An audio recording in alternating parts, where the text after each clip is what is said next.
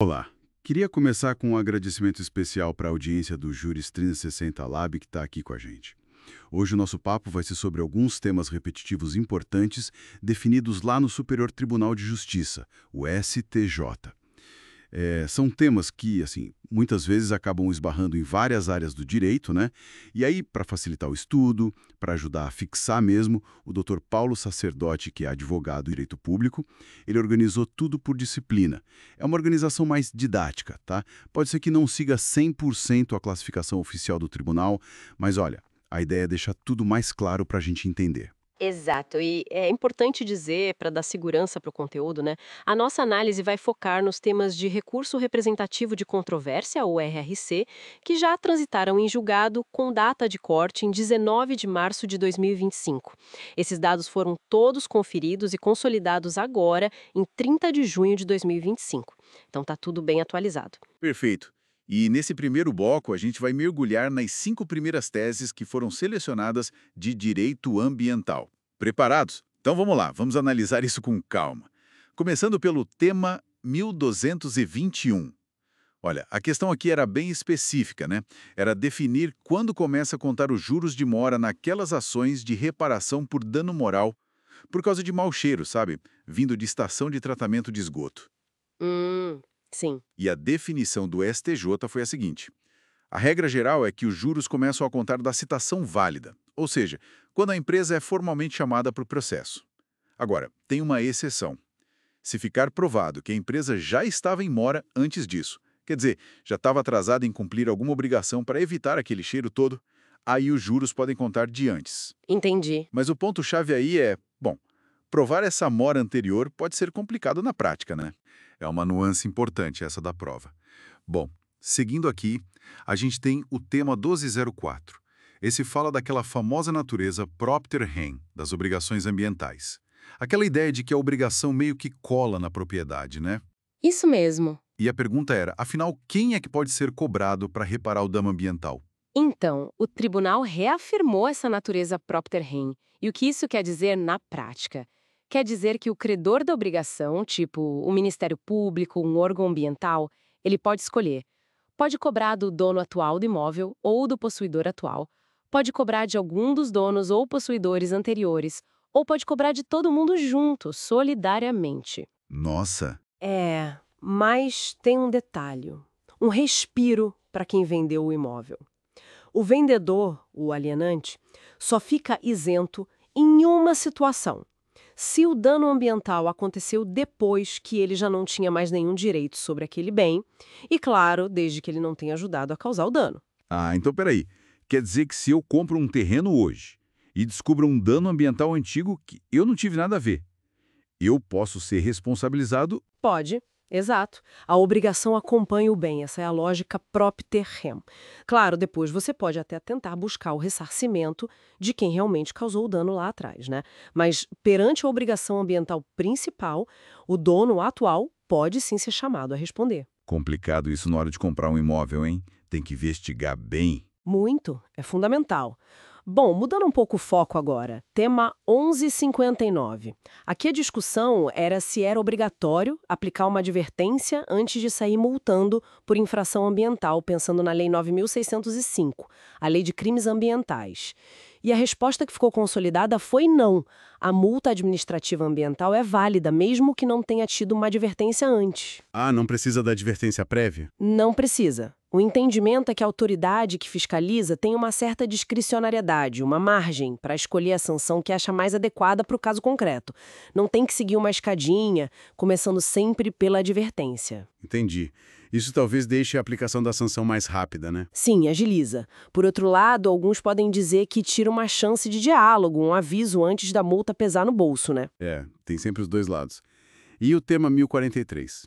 Esse aqui perguntava se o próprio infrator tinha um direito, assim, garantido por lei, um direito subjetivo de ficar como fiel depositário do veículo que foi apreendido. Tipo um caminhão pego transportando madeira ilegal. Certo? E o STJ disse que não. Não existe esse direito subjetivo para o infrator ser nomeado fiel depositário. A decisão sobre quem vai guardar o bem apreendido, e sim, pode até ser o próprio infrator, em alguns casos, dependendo da situação, Essa decisão é da administração pública. Ah, é a administração que decide? É. Ela vai analisar o que é mais conveniente, mais oportuno para garantir que o bem fique guardado direitinho e tem que justificar essa escolha, claro, mas não é algo que o infrator possa exigir. Quero ficar com o caminhão apreendido. Não é assim, tá claro. E para a gente fechar este bloco, o tema 1036. A questão aqui era se, para apreender o instrumento da infração, um veículo, um trator, qualquer coisa usada no ilícito ambiental, precisava comprovar que aquele instrumento era usado só para isso, de forma específica, exclusiva ou habitual. E a tese firmada foi que também não precisa dessa comprovação. A apreensão do instrumento, que está lá no artigo 25 da Lei 9.605, ela independe desse uso ser exclusivo ou habitual para atividade ilícita. Sério? Sim. Se o equipamento, o veículo, o que for, foi usado naquele momento para cometer a infração ambiental, ele pode ser apreendido, mesmo que no resto do tempo ele seja usado para coisa lícita. Nossa, isso dá um poder bem grande para a fiscalização, hein? Com certeza. Levanta até umas discussões sobre proporcionalidade, né? Como você disse, um caminhão que faz frete legal quase sempre, mas é pega uma vez com carga ilegal. Exato. Pois é, a lógica por trás provavelmente é desencorajar qualquer uso de bens para cometer ilícitos ambientais, né? Tornar a fiscalização mais efetiva. Mas, sem dúvida, sempre cabe analisar o caso concreto, a razoabilidade da medida. Muito interessante essa análise. Então, repassamos as 5 primeiras teses de direito ambiental, aqui definidas pelo STJ. Fique aí para a gente pensar como essas decisões vão moldando, né, esse equilíbrio tão delicado entre desenvolvimento, propriedade e a proteção do meio ambiente que a gente tanto precisa. Nos encontramos no próximo bloco. Olá, começando mais um bloco por aqui. A gente continua, então, nossa conversa sobre a jurisprudência em direito ambiental, né? Isso aí. No bloco anterior, damos uma geral. Agora vamos mergulhar em alguns casos específicos. Exato. Vamos focar em 5 teses que o STJ definiu, 5 temas importantes. Vamos começar? Que tal o tema 1010? Ótimo, o 1010. A questão central aqui, me parece, é sobre aquelas faixas que não pode construir perto de rio, córrego, mas dentro da cidade, né? Em área que já está ocupada.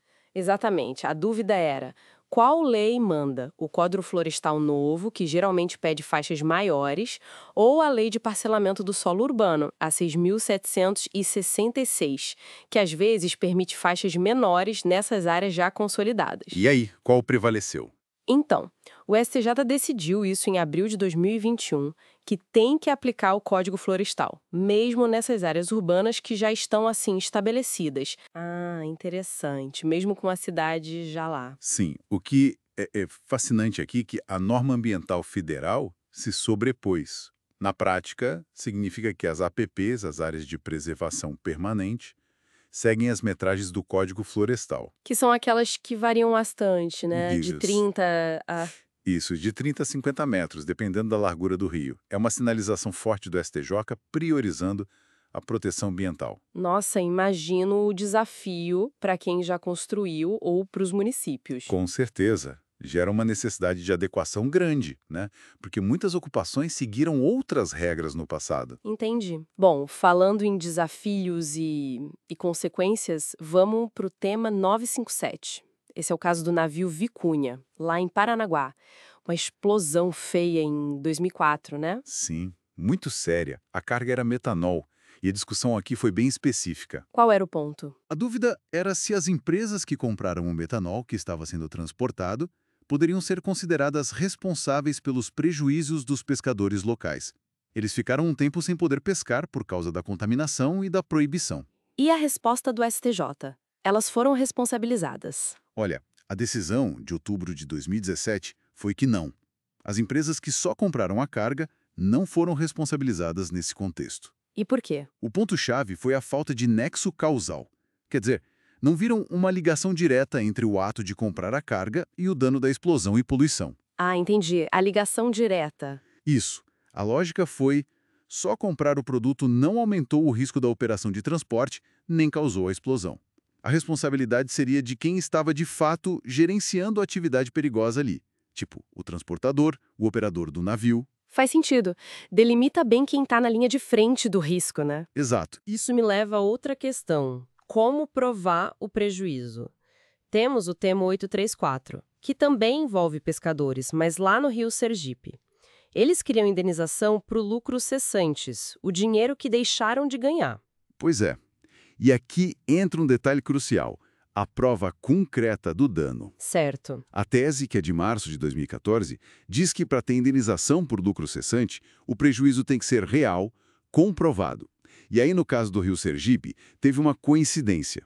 Qual? Parte do período que eles alegaram ter ficado sem renda por causa do acidente ambiental coincidiu com o chamado período de defeso. Ah, o defeso, quando a pesca já é proibida por lei para proteger os peixes, né? Exatamente. Então o STJ entendeu. Se naquele período eles já não poderiam pescar de qualquer forma por causa do defeso, não caberia indenização por lucro cessante naquele período específico. Não dá para indenizar por um lucro que a lei já impedia de ter. Puxa, que detalhe importante. A compensação tem que ser sobre a perda real que não teria acontecido sem um acidente. Isso. Mudando um pouco, mas ainda em responsabilidade, o tema 707, rompimento de barragem em Minas, Miraí-Murié. Como fica a responsabilidade civil nesses desastres gigantes? Esse caso, julgado em agosto de 2014, é um marco para reforçar um princípio fundamental do direito ambiental brasileiro. Qual seria?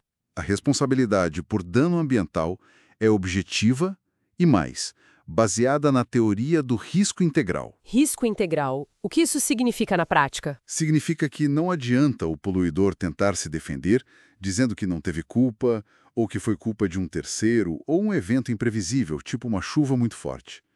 Nada disso exclui a responsabilidade de reparar o dano. Nossa, bem rigoroso então. Sim, a ideia é: quem desenvolve uma atividade de risco, como operar uma barragem, e lucra com isso, tem que assumir a responsabilidade total se algo der errado e causar dano ambiental. É o risco do negócio, né? Entendi. E a reparação cobre tudo, dano material, moral. Sim, a reparação tem que ser a mais completa possível. Cobre danos materiais e também os danos morais. Mas o STJ sempre pondera que o valor do dano moral deve ser fixado com moderação, olhando caso a caso, com proporcionalidade. Claro, para não gerar enriquecimento indevido, imagino. Exato. E para fechar este bloco, a gente volta para o Rio Sergipe. É o tema 683, também de março de 2014. Ele tratou especificamente do valor do dano moral para os pescadores daquele mesmo acidente do tema 834. Isso mesmo. O foco aqui foi quantificar o dano moral. O tribunal analisou a situação coletiva dos pescadores, né? E o que eles consideraram? Viram que o impacto foi muito parecido para todo mundo ali. A pesca, principal sustento deles, ficou prejudicada por uns 6 meses. E, além disso, a empresa que causou a poluição não deu o suporte necessário para eles naquele período difícil. Faltou amparo. Exatamente. Então, considerando essa situação parecida para todos, a homogeneidade do dano e essa omissão da empresa, o STJ achou que o valor de R$ 3.000 por pescador, que já tinha sido definido antes, era razoável. R$ 3.000 por danos morais para cada um. Sim, e aí o STJ decidiu não mexer nesse valor quando julgou os recursos especiais. Foi um jeito de dizer: olha, a análise feita nas instâncias anteriores foi bem fundamentada para esse grupo específico, o valor é proporcional, então vamos manter. Entendi. Mostra uma certa diferença às decisões locais, quando bem justificadas, né? Pode-se dizer que sim, especialmente em casos com muitos afetados de forma similar. Muito bom. Uma análise bem clara dessas 5 teses importantes do STJ em matéria ambiental. Obrigada. Eu que agradeço. Nos vemos no próximo bloco, então. E para quem está acompanhando, curtiu, deixe seu like e inscreva-se no canal. Até a próxima. Olá, vamos começar mais um bloco, então, dando continuidade à nossa conversa anterior sobre direito ambiental. Agora, vamos olhar mais 5 teses importantes, né? Definidas pelo STJ. Isso, as teses firmadas que orientam as decisões. Exato. Hoje a gente foca nos temas 681, 680, 440, 439 e 438. Vamos lá. Vamos. Começando pelo 681. Esse é de 2014, né? Do acidente lá no Rio Sergipe. Isso mesmo. A questão era, como é que o pescador prova que ele foi afetado, que ele tem o direito de pedir a indenização, né? Exato. A tese 681 veio para esclarecer isso. O STJ disse, olha, o registro de pescador profissional é uma prova idônea, sim. Ok, o registro. Mas, não só ele. A habilitação para o seguro-desemprego, sabe? Aquele do período de defeso, Ah, sim. também conta bastante. E o que eu acho interessante é que eles deixaram em aberto para outros elementos. Coisas que, assim, ajudem o juiz a se convencer de que a pessoa realmente pescava ali, que vivia daquilo na área atingida. Entendi. Então não é só um papel, né? Tem uma análise mais ampla. Justamente, reconhece a realidade, às vezes, mais informal desses trabalhadores, né? Mas, claro, precisa provar. Faz sentido. Bom, ainda nesse mesmo acidente do Rio Sergipe, veio o tema 680, na mesma época. Aí a discussão foi a responsabilidade civil da empresa, né? Aqui que entra a famosa teoria do risco integral com força total. Precisamente. A tese 680 firmou que a responsabilidade por dano ambiental é objetiva. Ou seja, não precisa provar a culpa da empresa. Exatamente, exatamente. É baseada na teoria do risco integral. O que importa mesmo é o nexo de causalidade. A atividade da empresa causou o dano. Pronto. E o pulo do gato do risco integral é que ele não aceita aquelas desculpas comuns. Ah, tipo caso fortuito, força maior. Isso, ou culpa exclusiva de terceiro, nada disso cola aqui. A ideia é, você desenvolve uma atividade de risco, assume integralmente as consequências se algo der errado. Nossa, é bem rigoroso mesmo. Isso no direito ambiental é fundamental, né? Com certeza, é um pilar da proteção. Mudando um pouco agora, mas ainda falando de grana, de indenização, tema 440, de 2012, tratou dos juros de mora. Um detalhe técnico, mas que faz uma diferença enorme no final, né? Quando eles começam a contar. Boa pergunta. O STJ definiu no tema 440 que os juros de mora começam a correr desde a data do fato. Desde o dia do dano ambiental. Exatamente, desde o momento em que o prejuízo aconteceu. Isso vale tanto para o dano material quanto para o dano moral, viu? Entendi. É para recompor o prejuízo desde o início mesmo. Isso. E falando em dano moral e pescadores de novo. Tema 439, também de 2012. Esse foi sobre outro acidente, lá em Paranaguá, com o navio NT Norma. Ah, sim, lembro desse caso. A discussão era se o dano ambiental que impediu os pescadores de trabalhar gerava também um dano moral que precisava ser indenizado. Sim, e a resposta do STJ foi um claro sim. A tese 439 reconheceu que o pescador profissional artesanal, quando é impedido de trabalhar por causa da poluição, sofre um dano moral e tem direito à indenização por isso. Quer dizer, não é só o dinheiro que ele deixou de ganhar. Não mesmo. É o sofrimento, a angústia, né? Ver seu ganha-pão, seu modo de vida destruído por um desastre ambiental. O STJ reconheceu esse abalo psicológico e social profundo. É um reconhecimento importante da dignidade, né? Sem dúvida. E para a gente fechar este bloco, o tema 438, também ligado a esse acidente em Paranaguá. Aqui a empresa tentou se livrar da responsabilidade dizendo que a culpa era só de um terceiro, né?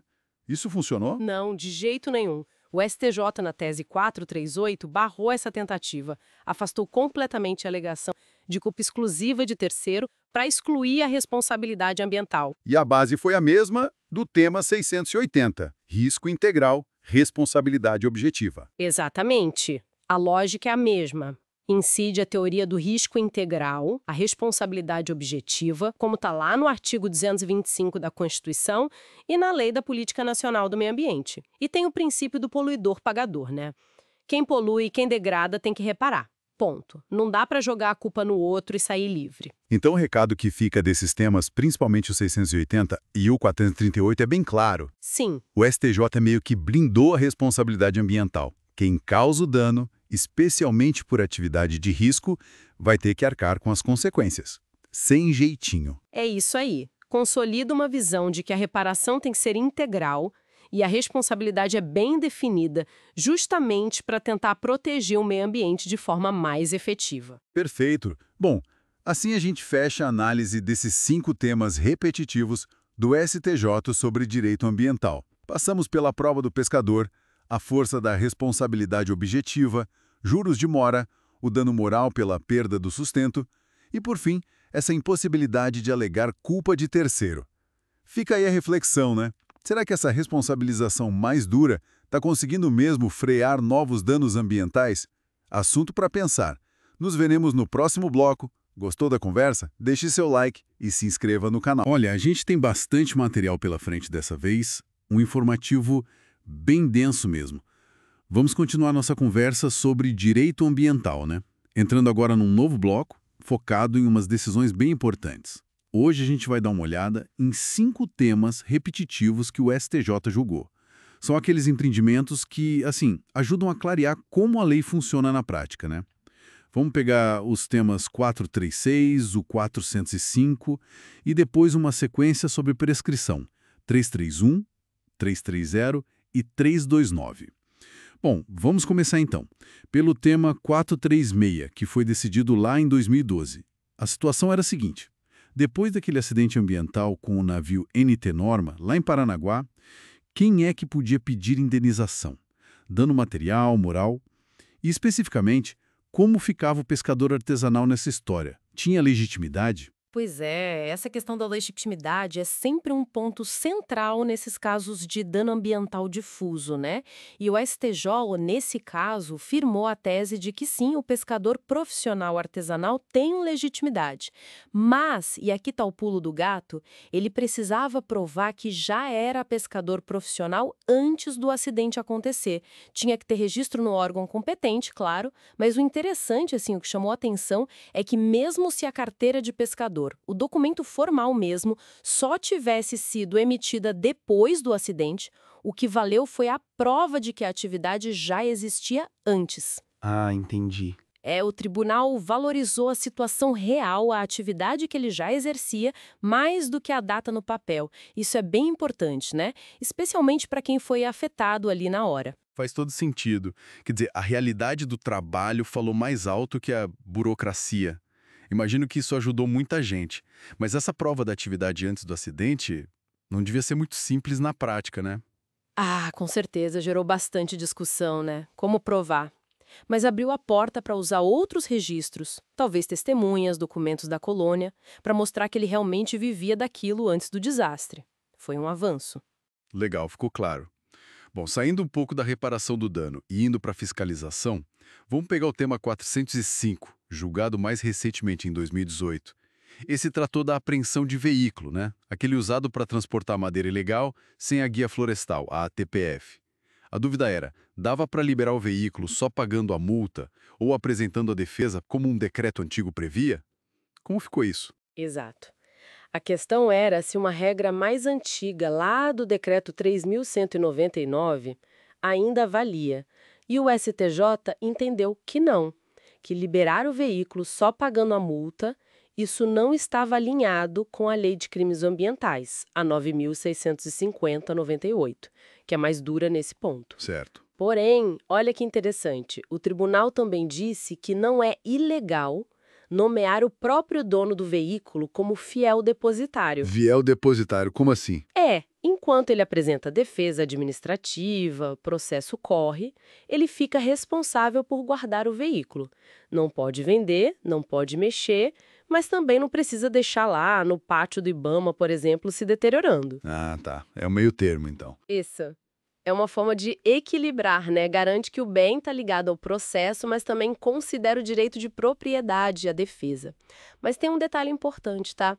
Essa nomeação como depositário só rola se o veículo estiver em dia com outras coisas, tipo documento do carro, imposto.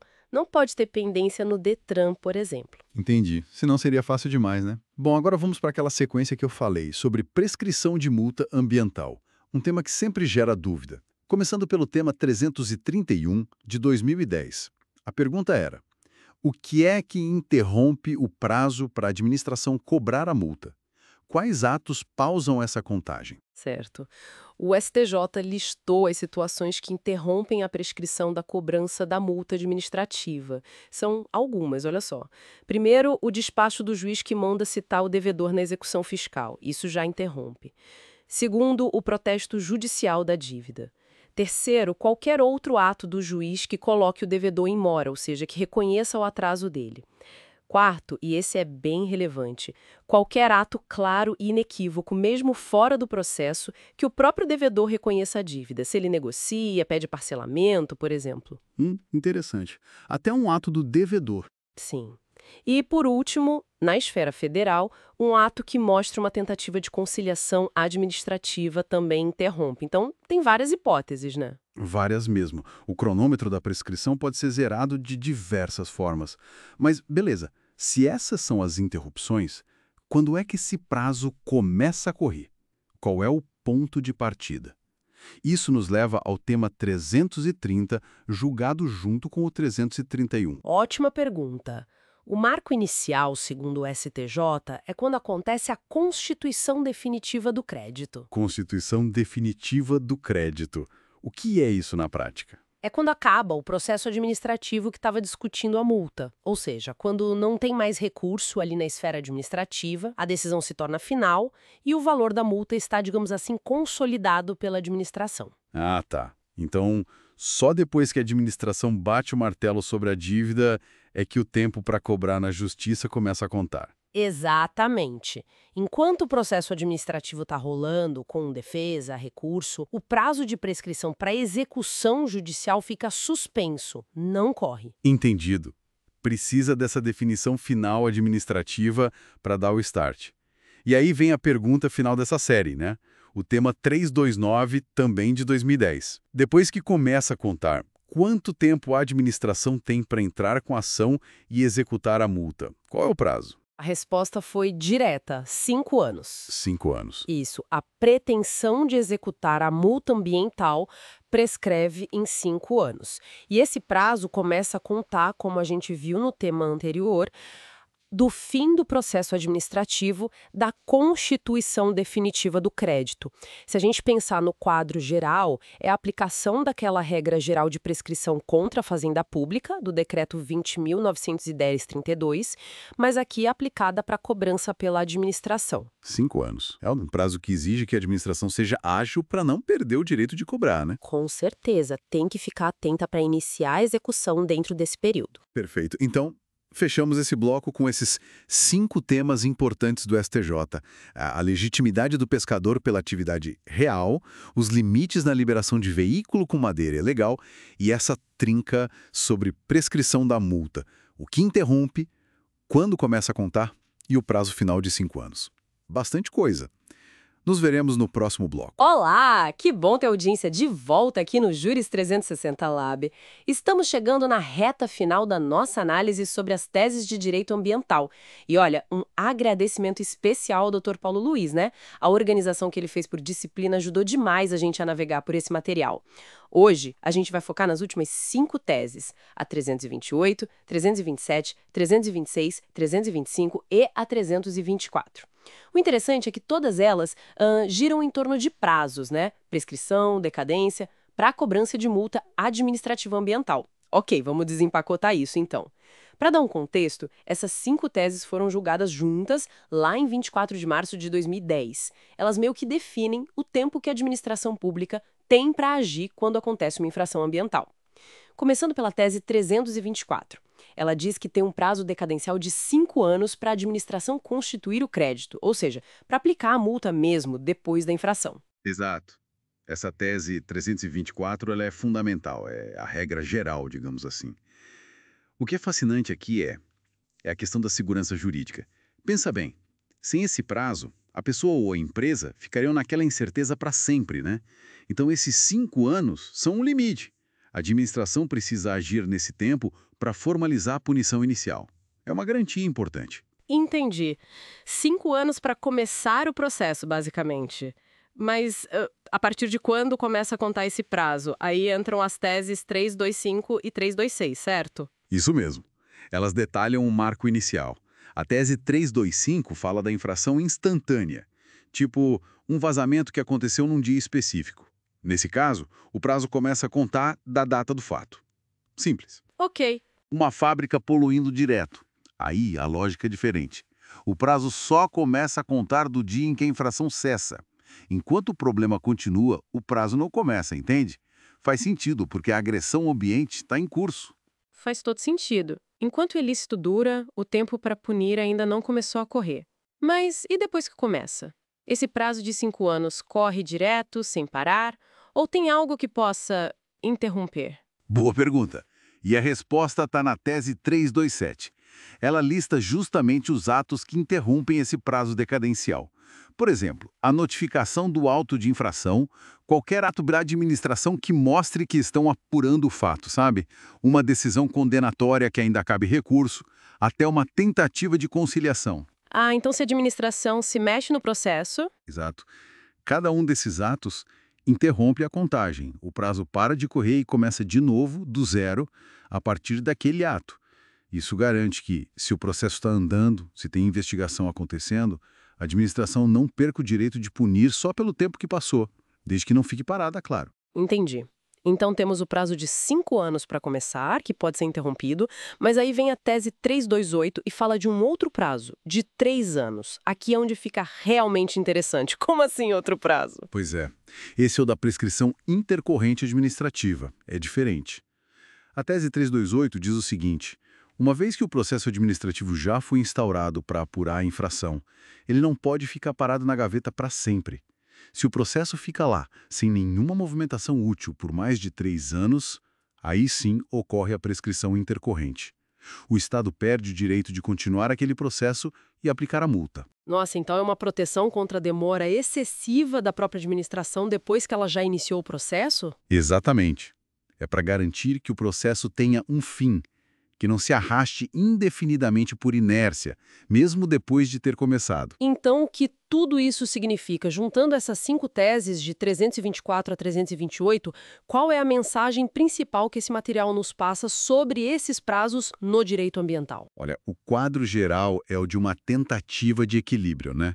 De um lado, o Estado precisa ter ferramentas e tempo para fiscalizar e punir quem degrada o meio ambiente. É o poder-dever de proteger. Mas, do outro lado, as pessoas e empresas precisam de segurança jurídica. Precisam saber que não vão ficar com uma espada sobre a cabeça para sempre e que o processo, se iniciado, vai ter um andamento razoável. Essas teses definem as regras do jogo temporal. Quando o relógio começa a contar, decadência, o que pausa o relógio, interrupções, e até quando o processo pode correr sem ficar parado, prescrição intercorrente. Um sistema complexo, mas necessário para dar previsibilidade. Sem dúvida. E isso nos leva a uma reflexão final, talvez um pouco provocativa. Considerando esses prazos todos, que são cruciais para a segurança jurídica, como a gente consegue equilibrar isso com a necessidade de proteger o meio ambiente de forma efetiva? Porque às vezes, investigar um dano ambiental complexo leva tempo, muito tempo. Como garantir essa proteção que pode demandar ações mais longas, sem criar uma insegurança jurídica permanente para quem está sendo investigado ou processado? Fica aí a questão para a gente pensar. Excelente ponto para reflexão. Essa busca pelo equilíbrio é constante no direito, especialmente no ambiental. E com essa provocação, a gente encerra essa nossa análise aprofundada das teses de direito ambiental. Foi uma jornada em tanto. Muito obrigada pela companhia aqui no Juris 360 Lab. Se gostaram dessa discussão, não esqueçam de deixar o like e se inscrever no canal para mais análises como esta. Até a próxima!